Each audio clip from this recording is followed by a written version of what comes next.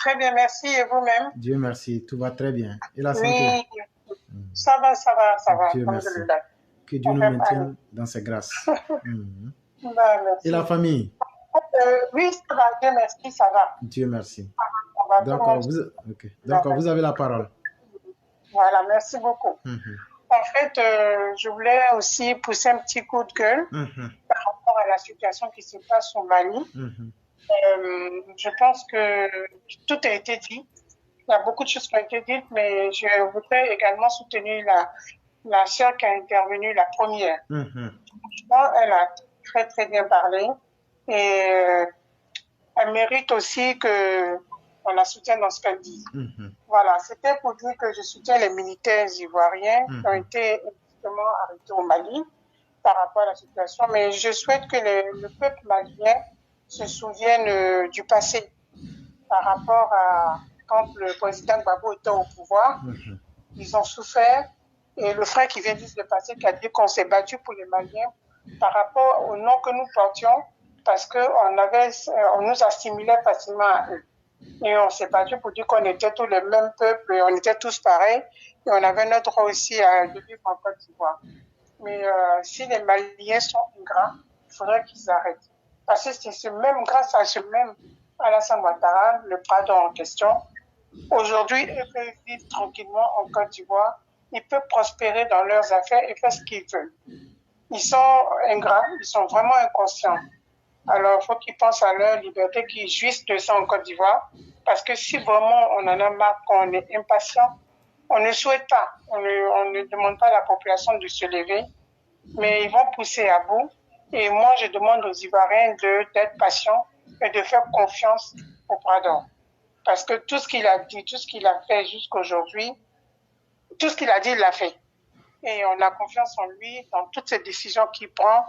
On est derrière lui et on le soutient dans cette situation-là. Et je voulais aussi, je voulais parler à Sini Goïta. Je pensais à quelque chose parce qu'il avait arrêté Ben Souk et qu'il a libéré. Je me demande si c'est pas un coup préparé par rapport au groupe des soroïstes, par rapport à la Côte d'Ivoire, pour pouvoir emmerder un peu le président et la population. Pour moi, c'est un peu ça. Parce que les réelles motivations tu nous as données, mais je pense qu'il ne doit pas être inconnu dans cette situation-là. Et c'était pas bien. Et nous rappelons nos parents du Nord de faire attention aux Maliens.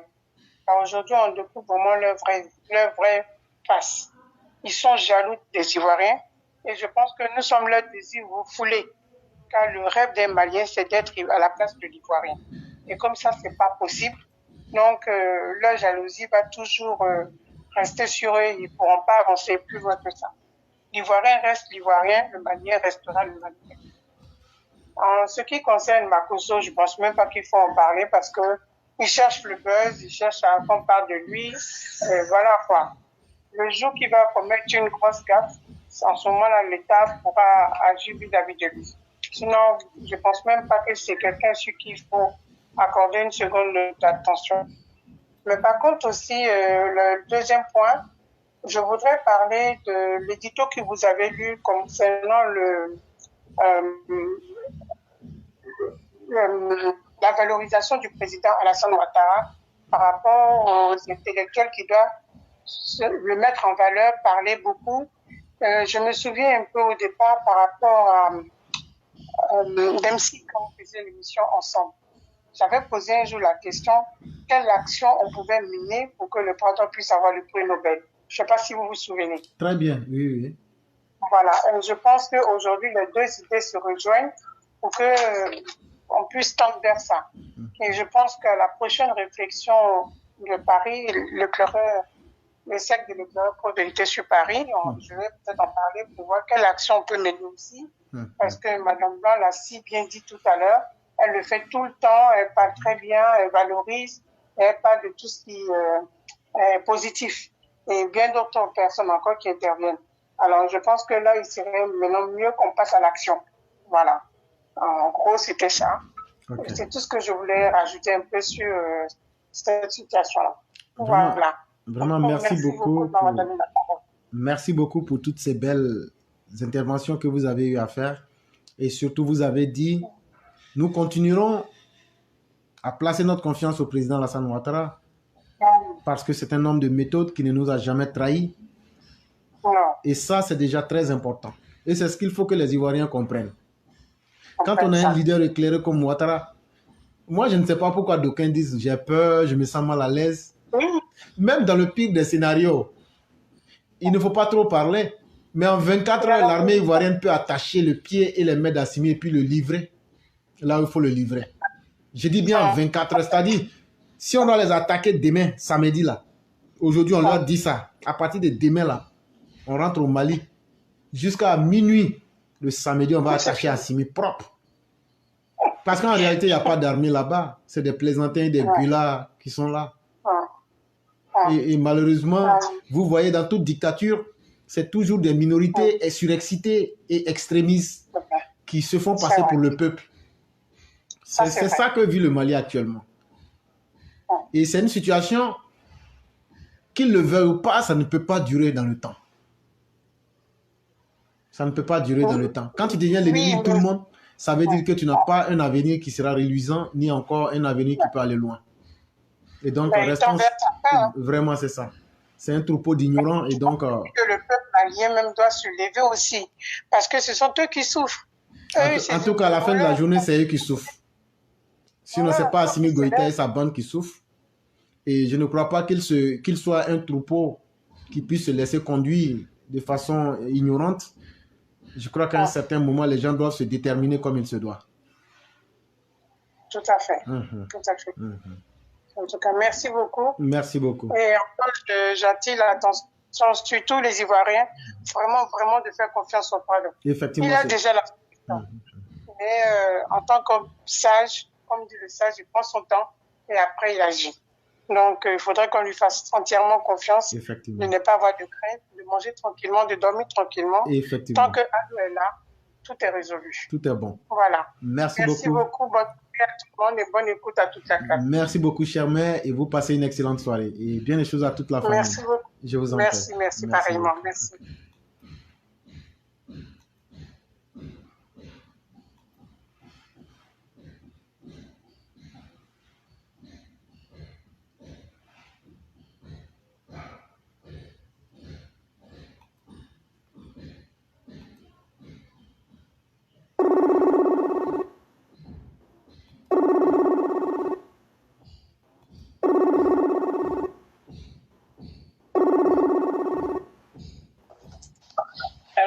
Oui, bonsoir, chère mère. Oui, bonsoir, cher fils. Comment allez-vous? Comment allez-vous et la famille? Tout le monde va très bien. Et vous-même? Je vais très bien aussi, fabuleux. Merci beaucoup. Merci. Et je voudrais dire bonsoir à toute la classe. Bonsoir à Mère Blanche, Mère Mona Kanté qui vient de passer. Ça faisait 2 jours, Mona. Effectivement. Oui. Et au frère Ablaï Berthé, je lui dis grand bonsoir. Je salue Sundiata, le roi du printemps, Walter, Tefeut, vraiment toute cette belle classe. Je vous dis bonsoir. Et Clara, à vous-même, je vous dis encore merci. Et j'ai envie de l'édito, je crois avoir... enfin, j'ai envie de me prononcer sur 1 ou 2 points qui sont sortis de l'éditorial. Et à cela, déjà, je voulais parler aussi brièvement de choses du Mali encore, qui, pour moi, quand on constate autant de massacres des populations qui résultent des putschistes, que peut-on faire pour sortir les peuples de cet engrenage? Parce qu'aujourd'hui, on peut comprendre que après tout, c'est le peuple qui souffre, et puis quand le peuple d'à côté il souffre, ça affecte tout de suite celui de l'autre côté. Donc, nous ne pouvons pas rester indifférents à cette situation. Le problème étant telle. Que pouvons-nous faire? Que devons-nous faire pour au moins aussi éduquer les peuples si ça va si ça demande ça, je pense que ça le demande effectivement, amener les peuples même à éviter la position de pushiste dans nos États. Parce que c'est ça le problème aujourd'hui. Et c'est en train de devenir, on va dire, quelque chose de populaire. On peut pas, il faut sortir définitivement du système pushiste. C'est vrai, nos chefs d'État ne méritent pas qu'on les défende, mais la souffrance qu'on connaît, qui résulte des pushistes, est pire que celle qu'on connaissait avant eux, c'est-à-dire avec les civils. Donc, faudrait-il pas trouver les moyens, réfléchir à ce qu'il faut pour sortir définitivement du système pushiste, pour que toute la région soit dans sa quiétude. Donc, c'était un peu ce que je voulais dire sur la situation malienne, qui nous fatigue, qui aussi, qui nous entraîne dans toutes ces choses indésirables. Maintenant, pour ce que j'ai aussi retenu de l'édito, c'est la ruse des cadres du RDR concernant les temps d'élection et autres. Vous savez, à cela, on a une renommée, je me permets de le dire, hein, si je vais un peu trop fort, c'est comme ça, quoi, je n'y suis pour rien. On a une renommée experte en cette question du forcing, ou je devrais dire l'imposition du candidat, donc leur protégé, qui nous oblige, qui nous impose durant les temps électoraux. Alors, vous savez, ce qui est ahurissant dans cette situation pour moi, c'est quand, honteusement, ces irresponsables cadres prennent la liberté et utilisent la ruse du président qui recommanderait selon eux un tel ou un autre en nous imposant leur lugubre et médiocre choix de protéger. Là, je voulais juste appuyer sur l'avertissement que je vous ai entendu lancer, qui était que on va les soumettre à une verdict populaire. Et ça, on vous le rappelle, vous serez soumis à une verdict populaire. Nous avons eu un exemple comme ça avec Moussa Dosso dans la région de Mankono, je pense. Et vous avez vu ce qui s'est passé. Mais ce n'est encore rien. Aujourd'hui, nous avons les yeux bien grands ouverts et on vous a à l'œil. On vous attend. Soyez humbles et laissez-nous faire les choses comme c'est bon pour nous. Et non, vous nous imposez vos choix vos choix électoraux. Il y en a assez, il y en a marre. Donc il faut cesser. Et la personne qui est experte dans cette ruse, elle doit se reconnaître. Il y en a plusieurs, ils sont nombreux comme ça, mais il y a une qui pointe des grands airs de Madame Suprême. C'est vraiment à elle que je m'adresse. Elle nous tape un peu plus que ça sur les nerfs. Donc, à bon entendeur, je crois salut. Éclaireur, on a parlé d'intellectuels et tout ça. Vous savez, pour faire un point sur cet aspect-là, qui est déjà qu'il faille magnifier le président Ouattara, c'est vrai. Mais dites-moi, éclaireur, combien d'intellectuels réels, quand on prend le mot intellectuel même dans son bon sens, combien en dénombrons-nous en Côte d'Ivoire? Certes, il y en a qui prétendent l'être, il y en a qui s'en vantent, mais sont-ils réellement des intellectuels dans le sens? Parce que pour moi, déjà, des gens qui s'asseyent sur, qui sont présents, enfin, qui s'asseyent sur un plateau télévisé, comme on l'a souvent vu à NCD, l'intellectuel que je suis intellectuel, blablabla. Bla, bla, bla. Je ne pense pas qu'un intellectuel lui-même s'en vante ou bien, voilà, qui se le clame. C'est l'autre qui le qualifie d'intellectuel de par les actes qu'il pose, de par ce qu'il fait, de par ce qu'il est. Celui qui vient, qui se clame ou qui se vante être intellectuel, je vous dis, faites attention, ce n'est pas les intellectuels. Et ne suivez pas ces gens-là. Être intellectuel, ce n'est pas avoir un diplôme, ce n'est pas amasser des diplômes. Non. Être intellectuel, c'est apporter quelque chose de ta position réfléchie. C'est-à-dire que tu es dans la réflexion continue, dans la réflexion constante, et tu es capable d'apporter quelque chose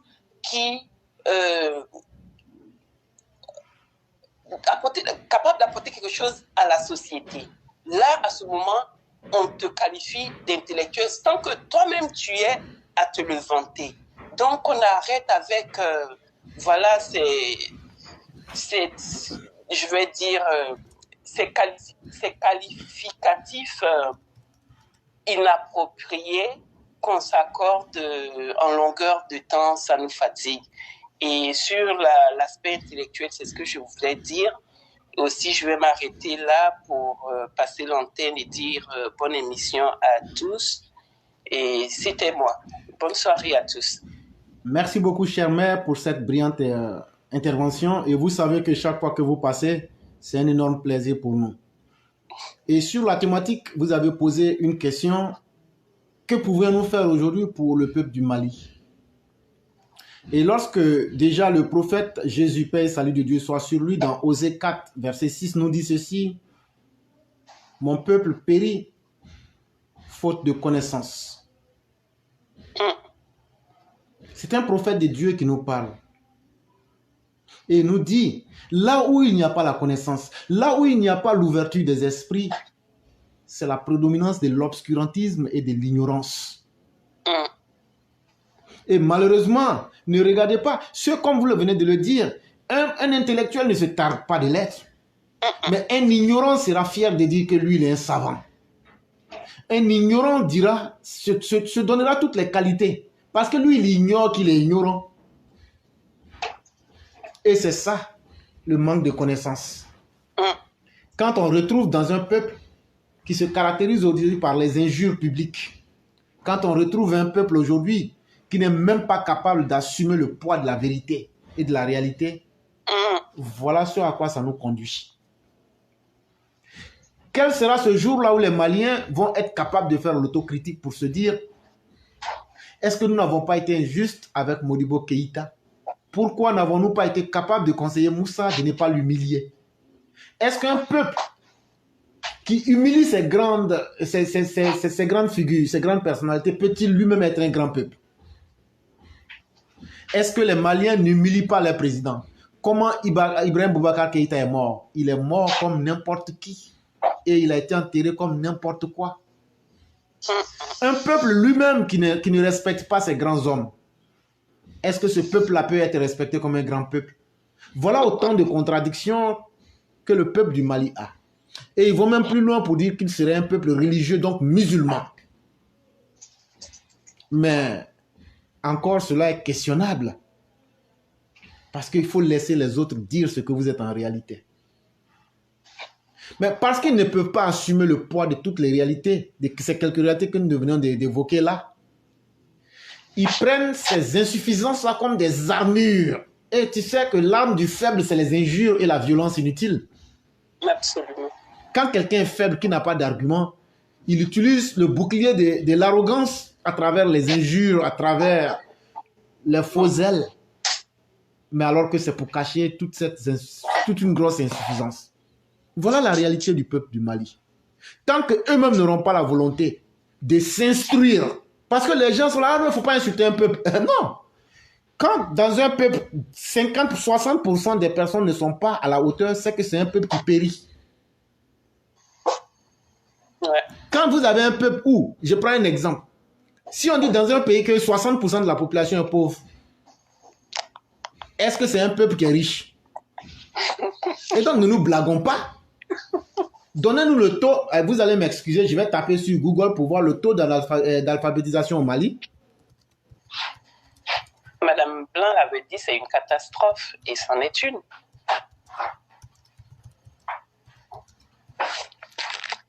Je vais vérifier. Voilà. Quel est le taux d'alphabétisation au Mali? Et selon le document que je lis ici, on me dit que le pays affiche un taux d'analphabétisme. Vous écoutez très bien, chère mère. Le pays affiche un taux d'analphabétisme d'environ 66% chez les adultes. 78% d'analphabétisme chez les femmes. Et le taux de mortalité infantile et maternelle, de morbidité et de malnutrition sont parmi les plus élevés en Afrique subsaharienne. Oui, de toute évidence, oui. Et donc, ça c'est sur Google. Je n'ai pas été obligé d'aller plus loin. Tout le monde peut taper et vérifier ce que j'ai dit. Et donc, quand on a un peuple qui a ces caractéristiques-là, 66% d'analphabètes, est-ce que les autorités maliennes même peuvent dire qu'elles sont en train d'aider leur peuple? Quand on veut maintenir un peuple dans l'obscurantisme jusqu'à ce point-là, c'est un danger qu'on crée. Il faut que les Maliens eux-mêmes prennent conscience qu'aujourd'hui, s'ils ne s'éclairent pas, pour comprendre que ce ne sont pas les coups d'État qui peuvent les aider, si les coups d'État pouvaient les aider, le coup d'État de Moussa les aurait aidés. Le coup d'État de 90, des années 91-90 les aurait aidés. Le coup d'État de Aya Sanogo les aurait aidés. Les coups d'État successifs d'Amadou Toumani Touré les aurait aidés. Mais c'est un peuple qui se plaît avec. Et ils ne font que reprendre les mêmes choses. Et dans la vie d'une personne, chère mère, faites beaucoup attention. Quand tu sais qui tu es et que des choses inhabituelles arrivent à ta personne, tu dois te demander qu'est-ce qui se passe. Toi, tu sais comment tu vis. Tu sais comment ton mode de vie est, mais des choses contraires à ton mode de vie t'arrivent. Ça doit t'interpeller qu'il y a quelque chose qui ne va pas. Tout à fait. On n'a pas besoin d'aller chez des marabouts ou bien des voyants. Non. Quelqu'un qui est rigoureux, quelqu'un qui est méthodique. Quand des choses inhabituelles, stupides t'arrivent, qui ne ressemblent pas à ton mode de vie, ça doit t'interpeller pour te dire non, il y a quelque chose qui cloche. Et tu dois aller de façon objective chercher à comprendre. La deuxième chose, c'est quand toi-même dans le processus de ta vie, tu vois que tu fais les mêmes choses. Même quand tu changes de méthode, mais tu te retrouves au même résultat. C'est là où c'est idiot. Et c'est ça, la caractéristique même d'un peuple idiot. Il y a eu combien de coups d'État au Mali? Mais ça a apporté quel résultat? Et hier, j'ai fait le parallèle ici entre les dérives de Moussa Traoré et d'Assimi Goïta aujourd'hui. Et dans leur stupidité, ils ont même conduit à la guerre des pauvres entre le Mali et le Burkina. Et le Burkina a coupé la queue du Mali sérieusement devant tous ici. Mais le peuple malien maintenant n'a qu'à se regarder dans ce miroir-là. S'ils sont bons comme ils le disent, pourquoi tous ces malheurs les arrivent? Et si tel n'est pas le cas, qu'ils se posent la question de savoir pourquoi il y a une répétition de l'histoire à chaque moment. Et eux-mêmes, en faisant cet exercice-là, ça va les aider à comprendre qu'eux-mêmes, là, c'est eux le problème. Surtout quand on a entretenu un taux d'analphabétisme de plus de 66%, c'est malheureux. Et chez les femmes, c'est jusqu'à 78%. Aujourd'hui, dans le monde où nous sommes là, et comment un être humain sérieux peut marier une femme analphabète et demain dire non, parce qu'à cause de donner le sirop à l'enfant, tu dois te retourner pour venir donner le sirop à ton enfant. Parce que quand on me dit qu'il y a 78% d'analphabètes chez les femmes, ça veut dire qu'une femme analphabète, tu ne peux pas l'accuser de ne pas être capable de lire l'instruction médicale, l'ordonnance.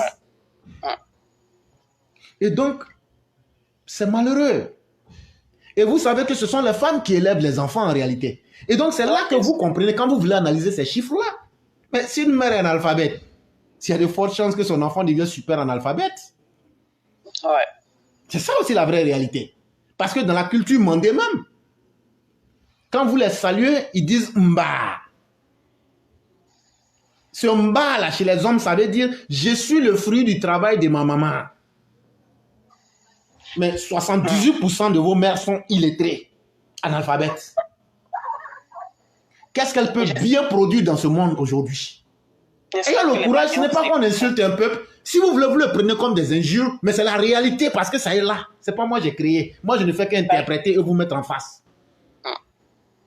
Et c'est cette réalité-là, il va falloir que les Maliens, il va falloir qu'ils acceptent. Il va falloir qu'ils les acceptent. Et à partir de ce moment, ils seront capables de voir les dirigeants. Voilà des gens qui disent non, nous on aime quelqu'un parce que c'est sa personne on aime. À la fin du 21e siècle. Il y a quelqu'un qui l'a dit ici, qui disent qu'ils aiment Gbagbo parce que... Mais c'est que vous aimez les crimes qu'il a fait, parce que dans vos ambassades, là, les listes sont là, les morts qu'il a fait. Si vous l'aimez vraiment, c'est que Gbagbo vous a raté vraiment. Donc je prie Dieu la prochaine fois qu'il vous extermine. Si vous l'aimez vraiment, et que vous n'êtes même pas capable de reconnaître les crimes qu'il a fait contre les Maliens en Côte d'Ivoire, et que vous l'aimez, mais je me dis Dieu merci. Fasse Dieu que la prochaine fois, il ne vous rate pas. Mais les Ivoiriens qui vous protégeaient, moi, je leur dis, je les invite à la lucidité, à l'avenir de se dissocier de ces personnes-là. C'est vraiment très important. Parce que quand quelqu'un devient suicidaire, si tu ne fais pas attention, tu seras accusé d'avoir été présent et de n'avoir pas apporté assistance à la personne en danger. Ou bien même tu seras complice même du suicidaire. Et donc, le mieux, c'est de laisser la personne dans ce qui peut l'arranger. Et c'est très important. Et c'est la même chose que vous avez dit du côté des... Parce qu'il faut avoir le courage de poser la question. Est-ce qu'il y a véritablement des intellectuels au sein du RHDP? Il y en a. Mais c'est très peu. Et c'est tellement très peu qu'ils ne sont même pas capables de dire la vérité à Alassane Ouattara. Ouais. Sinon, si c'est les diplômés, si c'est les gens qui se tapent des gros titres, il y en a beaucoup. Mais un intellectuel, vous l'avez bien défini. C'est quelqu'un qui a une démarche qui se voit, qui s'apprécie, et c'est quelqu'un qui s'attend toujours à produire un résultat pour les autres. Que vaut un scientifique qui dit je suis scientifique mais qui ne produit rien, qui n'a pas fait d'invention? Absolument, merci éclaireur. Que vaut un littéraire qui ne produit pas d'œuvres littéraires? Que vaut un mathématicien qui n'ajoute rien à la théorie mathématique? Voilà le vrai problème de l'Afrique. Que vaut quelqu'un qui se dit sachant ou qui allait chercher la connaissance, mais qui vient et qui devient le poison pour son peuple? Parce que lui, une fois parvenu là où il voulait, il empêche tout le reste d'évoluer. Et il veut que le monde... Voilà. Et si c'est ça, il y en a beaucoup. Mais comme vous l'avez défini dans son bon contexte, l'intellectuel véritable, c'est celui qui n'a même pas besoin d'être dans un bureau. C'est celui qui n'a pas besoin qu'on lui dise qu'il est un intellectuel. C'est celui-là qui n'a pas besoin de plaire à quelqu'un. Mais c'est celui-là qui dit, j'ai posé des actions. Voilà ce à quoi ça peut nous amener. Ou bien c'est quelqu'un qui peut anticiper sur les événements pour vous dire, voilà ça en fonction de telle réalité, voilà ce qui peut advenir. Et si on en avait autour d'Alassane, qui lui disait, qu'il l'aidait, à lui dire, monsieur le président, vous êtes président pas parce que vous êtes le plus fort, parce que c'est l'ensemble de nous tous qui vous avons mis. Mais une chose est évidente, on va vous renforcer en vous rendant plus fort. Et donc, en vous donnant, en faisant des productions et vous rendre plus fort, sans tenir compte de vous-même. Si Alassane avait eu ces personnes autour de lui, il serait l'homme le plus heureux. Parce qu'Alassane même n'a pas envie qu'on lui dise qu'il est l'homme le plus intelligent. Il sait qu'il est brillant dans ce qu'il connaît. Mais Alassane Ouattara, tu le prends, tu le mets dans d'autres domaines, peut-être que tu vas penser que ce n'est pas l'homme le plus brillant. Parce qu'on ne peut pas être quelqu'un qui connaît tout. Et donc, ces personnes-là qui peuvent combler ce vide-là, en tout cas en Afrique et particulièrement en Côte d'Ivoire, et aujourd'hui, prenez un débat intellectuel. La Côte d'Ivoire fait honte. Tellement honte que souvent même quand tu regardes des plateaux, des gens qui te disent qu'ils sont docteurs, mais ils ne savent même pas comment on accorde un mot qui se termine en AL. Il dit par exemple des animaux, des animaux. Ah, de toute façon, on peut se tromper, hein, c'est un lapsus. Non. C'est de la stupidité. Et ça, il faut avoir le courage. Mais parce qu'ils ont des doctorats ramassés au rabais, une fois parvenus dans nos pays tropicaux, ils utilisent leur suffisance et leur arrogance pour en pester. Et ça leur marche jusque-là. Et nous devons faire comprendre aux populations que ces personnes ne sont absolument rien. Rien. Et qu'elles ne représentent rien. Et qu'elles ne valent absolument rien. Si vous étiez suffisamment fort, de 2015 jusqu'à aujourd'hui, pourquoi il a fallu la plateforme Éclaireur Pro Vérité pour alerter que le RHDP est en train de mourir? Il n'y a pas de gens pour réfléchir. Et on a été traité en ennemi ici. Si vous êtes suffisamment intelligent, aujourd'hui, avec ceux qui veulent phagocyter les élections départementales, est-ce qu'on a besoin de vous dire que si on n'a pas une base forte, on n'a pas un parti fort? Ça, on n'a même pas besoin d'être intelligent. C'est de la logique simple. Simple. C'est de la logique simple. Et ils l'ont pas. On peut réfléchir par syllogisme. On peut réfléchir dans la logique pure. On peut réfléchir aussi par l'absurde. On ne vous demande même pas ce qui est compliqué. Prenez seulement la logique simple. 1 plus 1, ça fait 2. Vous ne pouvez pas. Vraiment. Parce que ça a volé quelques millions, ça se pense important. Et mais ça fait très honte. Comment quelqu'un qui n'a jamais volé peut envier quelqu'un qui a volé et qui a compromis son âme. Et on dit non, tu es jaloux. Jaloux de quoi? Jaloux d'un voleur de biens publics? Quand même. Je n'en ai même pas envie. Je n'en ai même pas envie.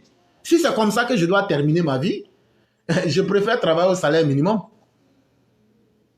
Et là au moins, je n'aurai non seulement pas compromis ma conscience devant Dieu, mais je peux clamer ma dignité haut et fort partout. Simple. Et c'est ce qu'on est en train de dire. Et ce message-là aussi est le bienvenu. On va voir maintenant qui est véritablement intellectuel ou pas. On va voir ceux parmi eux qui peuvent écrire un texte d'analyse politique. Quand moi, j'ai produit plus de 100 textes l'année dernière ici. Quand Madame Blanc produit les textes, je vais dire presque 365 jours dans l'année. Nos textes sont là, nos écrits sont là. Mais on n'a jamais demandé de salaire à qui que ce soit. On n'a jamais demandé à rendre compte à qui que ce soit. C'est quelqu'un, l'intellectuel, c'est quelqu'un qui peut donner quelque chose à sa société. Mais oui. Et c'est très important. Et vous avez eu ce chef charismatique-là. Mais aujourd'hui, je peux le dire, le plus grand regret du président, c'est de n'avoir pas eu des collaborateurs qui soient pour lui, to shoulder him. Je ne sais pas, comment on va dire, pour l'épauler, voilà. L'épauler. Il n'a pas eu cette chance-là avec vous. Et donc, est-ce que vous-même, vous pouvez dire que vous êtes des intellectuels? Et Éclaireur, ça dure même trop depuis le temps où il n'a pas cette chance-là. Franchement, ça dure trop. Effectivement, c'est malheureux. Et ça aussi, il faut pouvoir le dire. Et espérons bien que les choses pourraient changer.